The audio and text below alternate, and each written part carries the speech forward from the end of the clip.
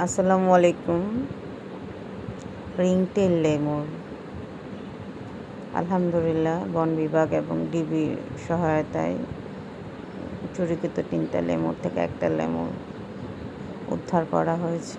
লেমুরটি আলহামদুলিল্লাহ সুস্থ আছে, চুপচাপ। ওকে প্রপার খাবার, চিকিৎসা সব কিছুই দেওয়া হচ্ছে, যার ফলে ওর আলহামদুলিল্লাহ অ্যাক্টিভিটিস ভালো মনে হচ্ছে। যেদিন উদ্ধার হয়েছিল ওই দিন থেকে আজকে অনেক ভালো মনে হয়েছে।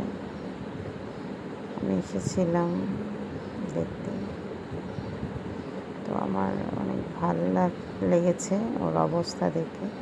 ও আস্তে আস্তে আলহামদুলিল্লাহ ইমপ্রুভ হচ্ছে, বাট ও কিছুটা লোনলি ফিল করছে, কারণ ওরা ঐক্যবদ্ধভাবে থাকে ইউজুয়ালি।